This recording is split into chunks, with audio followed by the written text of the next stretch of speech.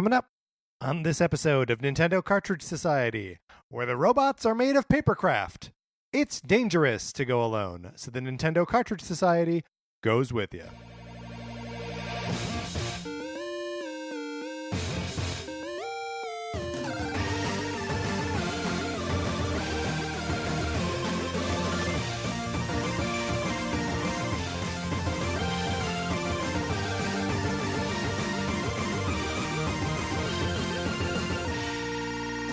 Welcome to Nintendo Cartridge Society. My name is Patrick Ellers. I am joined, as I am always joined, by my co-host, Mark Mitchell. Mark, how's it going? So good, Patrick. Patrick, can I be the first, hopefully, to tell you happy holidays?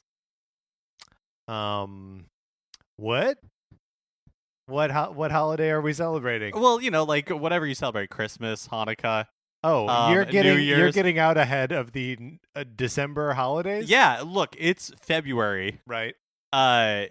Almost February 25th. Right. We're close to only 10 months away from Christmas. That's just 5 more of what we've already done. Now, you've got some traveling ahead in your future. Are you anticipating not coming back? No, Is that why you're getting a happy holidays out of the way? No. Or are you wishing me a belated President's Day and Valentine's Day? That as well. It's an all-encompassing. It's like Aloha. Sure. Happy holidays. Any of them, all of them. Take your pick. It means both Merry Christmas and Happy President's Day. Exactly. Both these things together. Well, thank you, Mark. I appreciate it. I will not extend the same courtesy to you. That's fair. But here's a courtesy I will extend, if not to you, then to many other people. My copy of Sonic Forces. You would like to borrow it, would you? Yes. This is how questions are normally posed. Someone brings up the subject, and then they ask a question about the subject. And dear reader, and by reader, of course, I mean listener. I assume that people who listen to this show read at least like 4 or 5 words that we write, right? Yeah, probably. If nothing else, they're like episode skimming name. that episode name, Right? being like, does this interest me in the slightest? Right. And we wrote the 3 words of the title of the show, Nintendo Cartridge Society. We wrote that. Yeah.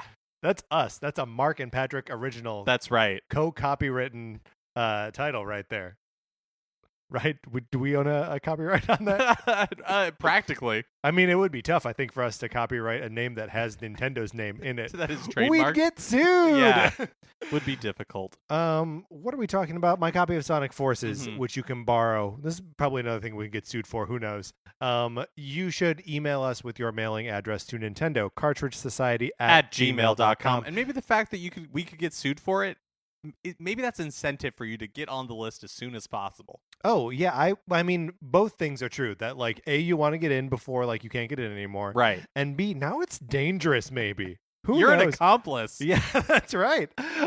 You could be indicted as a co-conspirator. Yeah, because if we go down, we're sharing all of your personal information. Oh, absolutely. The first thing I'm going to give to the federal investigators before they even ask, I'm going to say, I've got switch friends codes for you. You can chase these people down. Do not give out your any password information through the Nintendo online. Don't. Yeah, I mean, yeah. Don't do it. I mean, that's good advice. Do that. Next month, we are doing something special. That's right. It's an entire month of topic episodes, of Thursday episodes devoted to retro games. And not just retro games, specifically weird retro sequels. Yes. So the first one that we're going to do is Zelda 2, The Adventure of Link. Why is this game weird, Mark? Why is it a weird sequel? Because it's so different from the first game. And to find out more than that, you're just going to have to listen. Oh, what a tease. Let's see if we can do that 3 more times.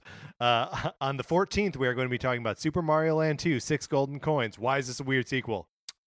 Because not only is it a weird sequel to Super Mario Brothers that you know and love on the NES and the Super Nintendo, it's also a weird sequel to Super Mario Land the first. I would argue that it is a weird capper to the trilogy that is Super Mario Brothers 3, Super Mario World, Super Mario Land 2. But if you want to know more, you're just going to have to listen on the 14th. On the 21st, we are doing Star Tropics. No, we are doing Zoda's Revenge, Star Tropics 2. Thank you for getting that correct. Well, first for getting it wrong and then for getting it correct. Mark, why is this a weird sequel? For all the same reasons the other ones were. Great. And we just got to get through and this. then on the 28th, we're doing Castlevania 2, Simon's Quest. So on and so forth. So on and so forth. All right, Mark, you want to talk about some demos. Let's do it. Let's start by talking about Yoshi's A Crafted World, the demo.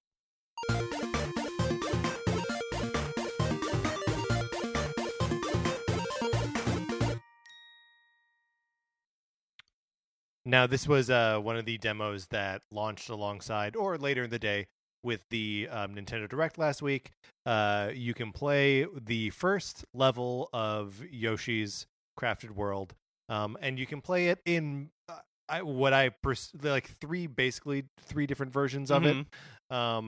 And it's so from what you played of it, do you think that every level has like that many different iterations on them, or I don't know. It's hard to know. I kind of feel like this demo just being the first level of the game does it a little bit of a disservice. I think it does a pretty big disservice to it, yeah. Because I don't know if it's typical of what we should expect, and if it is, it's definitely not that interesting to me.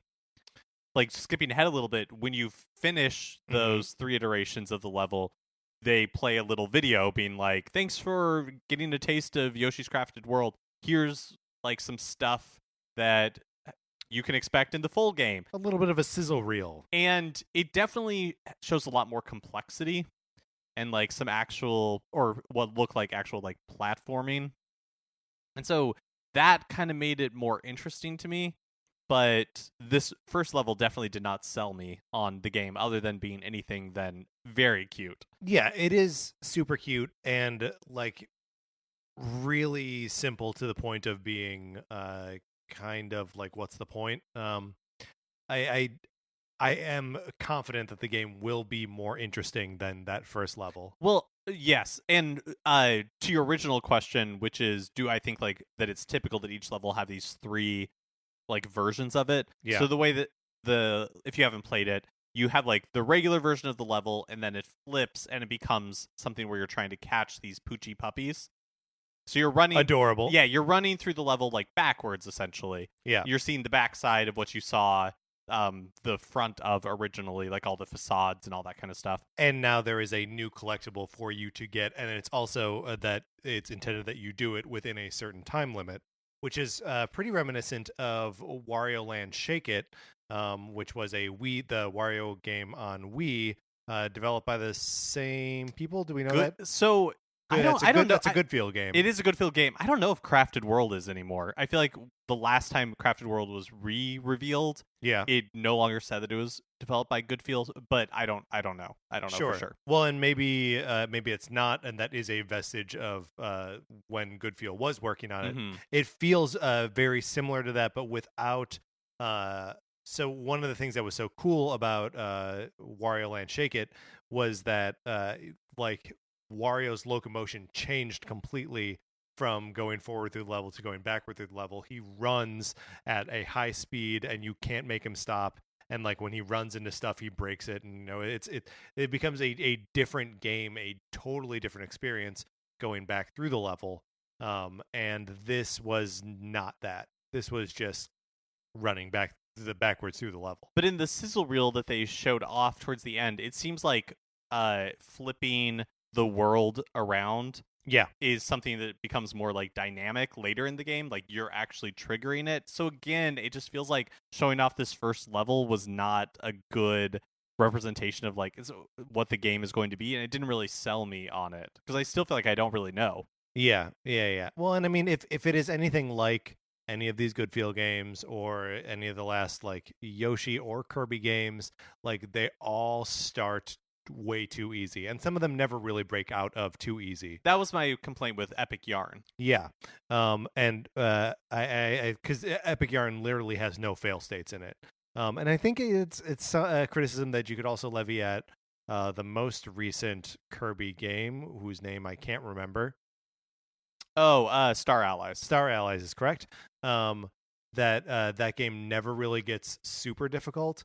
But like the Kirby Yoshi's Woolly World, definitely gets to a place where the just getting through the levels is difficult, and to a place where getting everything in a level, completing them with all of the flowers and with full hearts and with all the red coins is an extremely difficult thing to accomplish. But in this demo, that the first level did not offer anything like that. Which I understand, because you want to like give people an approachable taste for what the game could be. I just feel like they could split the difference a little bit. And I played on like regular difficulty. So did I. Like there's like the option when you first It's just regular or chill, right? like right. Yeah. And I can't even imagine what that version is like. I mean, it shows a Yoshi with wings, so I assume you just fly around the level. It might even be more fun that way. It might be, because again, there's no way that you can die or fail in like this version of it. I guess you could die if you let a shy guy continually walk into you. Like there is health, but like the wings wouldn't really do anything because you can't fall into anything in this first level. Yeah, It's very guided. Yeah, it is very, very guided. So one thing that I noted as different in this game is the Yoshi throwing eggs. It used to be that the egg throwing mechanic was it would start like a little reticle that would kind of like bounce in an arc in front of Yoshi, and then you push the button again or release the button depending on how you have the control set, and Yoshi hurls an egg. Now you have total control over this reticle. That you control with one of the thumbsticks. And in 3D space, too. I mean, it's kind of in 3D space. You are really just like controlling where that reticle is on a 2D plane, and if you're targeting something that is in the background or in the foreground, you're not really moving in that depth of field. That's you know true. What I mean? That's true. Like you're basically just clicking on the thing that you want Yoshi to throw the egg at. It does mean that you are throwing at things in the foreground or in the background in the same kind of breath, same kind of motion as something that is on the same plane as Yoshi, which is kind of cool. It's a neat like exploration mechanic, and I think does a nice job of taking what is still a 2D game and putting it in a convincingly 3D space. Like I like the idea that it is a set of like interconnected 2D planes. Mm-hmm. And like I look forward to there being interesting implementations of that as far as like puzzles are concerned. In the level that they provided for you in the demo, it's kind of just like you throw eggs at everything, and you never, you're never going to run out of eggs completely. So it's I guess it's just a thing where like they don't want you to be frustrated in the demo and like run out of the economy of thing that lets you explore more. But it is one of those cases where like you just have too much freedom to really experience what I think the game is going to be. Yeah, I mean, it really just reminds me a lot of Star Allies, which you already mentioned, which was a game from last year that I enjoyed. And, I played it in single player, and in co-op, I think it would have been a different experience because the game kind of just plays itself a little bit with all the allies you get when you're playing it by yourself. Yeah, I mean, this is one thing that this game won't have is that you're not constantly surrounded by 3 allies who are hyper aggressive right. and playing the game for you. Yeah, for sure. But just like that feeling of where I liked it and I enjoyed my time with it, but it never wowed me. Yeah. Yeah, so I feel like this is a bad demo. And I'm no less or more excited to play Crafted World when it comes out. I'm guessing / hoping that the late game in this thing gets punishing and fun, but I guess right now we don't really have any evidence of that. Right, other than the sizzle reel, which again looks exciting. Yeah. And I like the idea of wearing all those goofy costumes. Give me those goofy costumes. Oh, I guess we didn't talk about the like third iteration of the level. After you go through it forwards and then through it backwards, getting all of the Yoshi pups, Poochie pups. Then you like get a mission from a character outside of the level saying, "Hey, I like cows. Go collect cows in that level for me." and then you can just go in and you just throw eggs at the cows as they are in the level. Did you know, were the cows in there previously? Yeah, they were. They were Because there I the first remember time throwing eggs at them the first time. Oh yeah. Because one of the things that is actually kind of cool about the game, especially initially, before you, at least in this first level, bump up against the limitations of it, is the game invites you to throw eggs at pretty much anything. Yeah, and knock down just about anything. And then you get coins for that. And so when I saw there were cows and I could target it with my reticle, it was like, yeah, absolutely, I'm going to like try and see what this does. But then you get like further into the level and you understand that like, oh, the actual things I can do this with it's more limited than this. Basically, this isn't Yoshi Crackdown, is what I'm saying. Right, we're not going to get like server-side cloud physics in this game or anything like that. Okay. Any further thoughts about Yoshi's Crafted World? Not really. I mean, like we said, the demo did not do a good job of selling this game.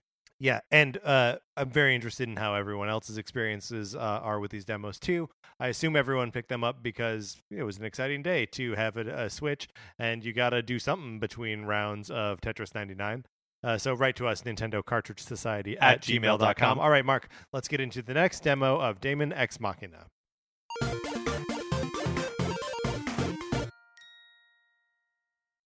This was definitely meatier. It was definitely meatier. I am less excited to play this game than Yoshi's Crafted World. So I had no expectations of enjoying this, but I had fun in the demo. Did you spend time in the character creator, or did you just like jam through it? No, I did. I created a beautiful boy with light purple hair. Oh, mine has light pink hair. Also a beautiful boy. Really stunning, really gorgeous. I also spent time like going to the lab and getting like new skills and abilities and customizing my mech. So I definitely played around with the stuff that was there. Yeah. But I only did each of the missions like one time. And there were 3 or 4 missions, I think including it's 4, like a boss battle at the end. Mm-hmm. Yeah, for me, I like went into muck around with the options or not the options, but like learn skills and equip stuff, and it seemed overwhelming to me. Even like from the get go, just being like, oh my god, okay, so I've got 2 arms, I've got pylons, what? And like, oh no, I put decals on my head, and like all it. The menus in this are deep. What's your experience with mech games in general? Kind of limited. Actually I would say very limited. Yeah, I don't know that I've ever played one. The only mech game experience that I have is going to Navy Pier in Chicago, and when there was like a BattleTech setup, and you're in those like battle pods, which is super cool and super fun, and a great way to get your friend's dad to spend $30 on you for the afternoon. But yeah, I mean, and I was really just into that because I was playing the tabletop game BattleTech at the time, which I guess sort of qualifies as a mech game, but this feels different than that to me. This is a lot more like action based and like quick, but I guess what you're saying is that it's in like the customization. Yeah, I mean, I wonder if that's like some of the appeal is being able to really like customize your mech and your character and find a play style and like a type of mech that really like appeals to you. Because yeah, it's hard for me to really speak to whether this game scratches that itch for somebody, because it's not something that I have ever experienced before. So I don't really know what makes a good one of these games or not. I feel like the thing that I did notice was a little bit of what I saw when you were playing Starlink Battle for Atlas, the Ubisoft game, where, again, just based on the demo, the enemy types in this game feel like they're going to be very limited. Sure. And totally. like there's like a tank, and there's other mechs, and there are like big boss things that maybe are a little bit different, and there's little like flying satellite drone things. Yeah, well, and it's also it's a little bit tough. Like, I might have been fighting different types of flying drone things, but like they're kind of too small, and like the interface is busy enough because like when you're just kind of like sweeping the area, like firing your guns like a madman, it also locks on to everything for you. So there's this like kind of red cube that appears over enemies that you're targeting, which at some point you stop seeing the enemies and you're just like, red cube, there we go. Right. And I actually liked that mechanic because when you are targeting them, when it is a red cube, like your guns fire automatically at it at like a lower rate than if you are holding the trigger. Yeah, then if I you're feel holding like I the was just trigger. always holding the trigger. I couldn't really. Did you play through all the way, like defeat the boss and everything? No. So I got I got into the third mission.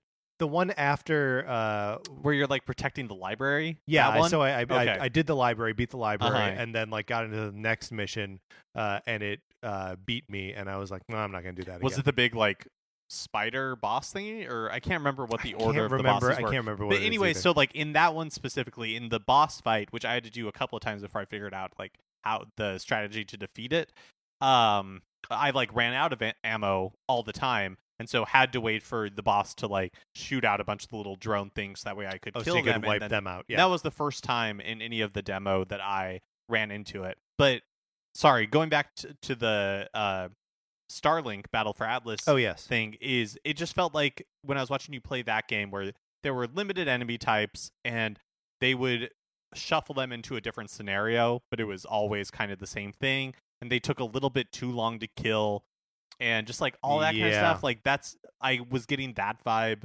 from this demo as well. Yeah, and it's not. I mean, it's also I think a problem with Starlink is that it's all dressed up. All of these like the same enemies, the same basic missions of like kill everything or protect the library, is dressed up with these like this world building and these like cinematics that are based on almost exclusively like showing you the image of the person who's talking and then like their text, and everything is voice acted in here, which is interesting.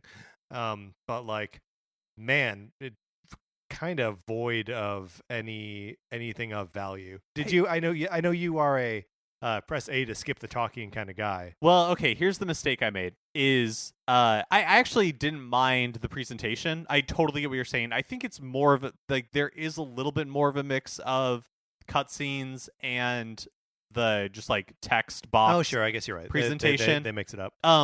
But there's not a ton of like full-blown cutscenes, and it's not like that's a selling point for me. Yeah. And the dialogue, everything is very just like anime 101. Like it's all the archetypes you'd expect to be there, saying all the things you would expect them to say. I mean, they kind of dive into the like thematic deep end right away, in a way that is just like, this is not earned at all. When you're defending the library, the characters are like, whoa, what's a library? And then one of them is like, it's where we store our culture, and the character who's identified as the artist is his name, or maybe his call sign, I don't know. He's like, whoa, you mean like my street art and dance moves, those are culture too? And it's like, oh, what are we doing? Well, so here's both the good decision and the mistake I made is I chose Japanese voice acting. So this impression isn't like ringing totally true to you. Well, here's the thing is that like they still conveyed that very strongly. Right. Even though the words were not intelligible to me. But the reason it was a mistake is because, and look, I am not opposed to anime nonsense. Yeah. Right? Like, and so the fact that they were just like hitting familiar beats did not bother me in the slightest. But the mistake I made is because I chose Japanese voice acting, during the missions, everybody's talking in Japanese, and the only way it would potentially be intelligible is if I was reading the text boxes as they were appearing in the left-hand corner. Yeah. And it's like, there's no chance I'm going to be able to do that with everything else that's going on the screen. Right. And like your attention is on the action. And so anything that was happening during the missions themselves, I totally and completely missed. Right. Because I just couldn't pay, like it wasn't possible to pay attention to what everybody was saying. It's also probably being drowned out by that incessant heavy metal score. Which again, I know is a certain flavor of anime nonsense. But like the music cues in this are always too loud and too aggressive. You could definitely they're in the options if you wanted to. You could like slide it down. It's a good option. Yeah, I don't know this. So having not played a ton of games and not really having any love of like mech anime or stories in general, I was surprised at how much I enjoyed it. Yeah. I thought like the world was surprisingly like the implications of some of the stuff is dark. Like your character, when you go into the lab, which is where you can upgrade your character, but also like if you want to change their hair color, give them a new haircut or something, you can do that there as well. You're basically like augmenting your body, and they're like, you know, like in the text descriptions, they're like, this will change your like your physical build. So when you like get better eyes, like your eyes are replaced with these like cybernetic eyes. If you want to jump higher, your like legs are replaced, like things like that, which are like the implications of that are surprisingly dark. Yeah, well, and the game even like kind of starts out that way. Once you make your character, like you wake up on a slab where it's like you're recovering from surgery of us having just like implanted some communications device inside you. And then I don't know if it's just because I was going in and like not knowing anything about the world, but it does sort of feel like you are a clean slate when you go into that. Like you don't have any history. You are just like you get in a robot and you pilot that robot and you do what you're told. Yeah, and you're like you're a mercenary. I can't remember what the in-game name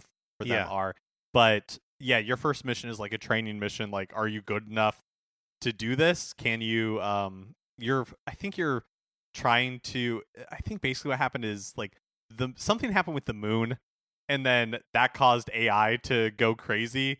And so I think you got it. So like the enemies you're fighting are AI, but also there are other like bad guys in mech suits that are either controlled by the AI or just have been like persuaded by the AI.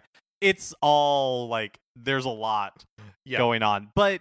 And I don't know that this interested me enough to buy the game. Like I feel like even in the demo I was bumping up against the limits of like my patience for this kind of stuff. It's the same sort of thing as like Dynasty Warriors, where it's just hordes of enemies, and you know you have to find your own specific joy in something like that.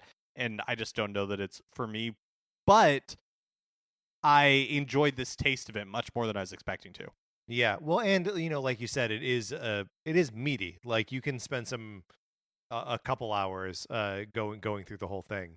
I mean, when I say a couple hours, I mean probably a literal 2 hours to get through the whole thing. So like certainly worth playing. Did you get the survey where you emailed by Nintendo to say, hey, tell me what you think of this game? No, did you? No, I did not. Yeah, I just know that was part of this experience. Well, I think it'll. Do you remember Where's my survey? Do you remember when they did that with Octopath Traveler? I do. That's what I feel like is happening here, because I am guessing that paid off for the developers of Octopath Traveler to actually like get feedback from people who played the demo, and then they go in and like fine tune the systems. But I think I would imagine that they'll be sent out like a week or two from now. Okay, and not just you like think a little bit of time? Yeah. Do we have a date for this game yet? I think summer is all we've heard. Okay. So at this point, you're thinking this is probably you're at the limit of what you want to experience in this world. Yeah, but I liked this demo way more than I liked Yoshi's Crafted World. Like out of the two, the demo like I would spend the $60 to pick up Daemon X Machina, because even though I don't know that I would love the game, the demo definitely made me more interested to find out what the full experience is like, versus Yoshi's Crafted World, which moved me not at all. Right. And for me, the demo for Yoshi's Crafted World also moved me not at all, but I'm going to buy that game anyway. So, and yeah, I don't, there were just too many things that like aesthetically weren't jiving with me to really get into a game whose like system seemed a little bit too obtuse. And for action that was like neat, but I never totally felt like I was in absolute control. of the suit arsenals. Is that what they're called? Maybe. Look, nobody knows. So yeah, I think that I'll probably pass on that one. But we may find out new exciting things as we get closer to the releases of these games. All right, Mark, let's close out this part of our discussion on the Daemon X Machina demo. But as always, we would like to know what your experiences are with these things as well. So write to us at Nintendo Cartridge Society at gmail.com. Have you been persuaded by one of these demos? Did one of them surprise you? Have you been dissuaded by either of these? We would love to know. Yep, so write us. All right, that's going to do it for this episode of Nintendo Cartridge Society. Remember, please rate, review, subscribe, all that good stuff on Apple Podcasts. If you like the episode, you can share it on Facebook or Twitter or wherever you share things. It helps us out a bunch. On Twitter, I'm at Patrick_Ellers. Mark is at MK Mitchell, and the show is at Nincart Society. You can check out the Facebook page, which is just Nintendo Cartridge Society. Olivia Duncan made our logo. Our theme music is provided by 8-Bit Betty. You can get more of his music by going to 8bitbetty.com or by listening right now. For my co-host, Mark Mitchell, this is Patrick Eller saying thank you for listening.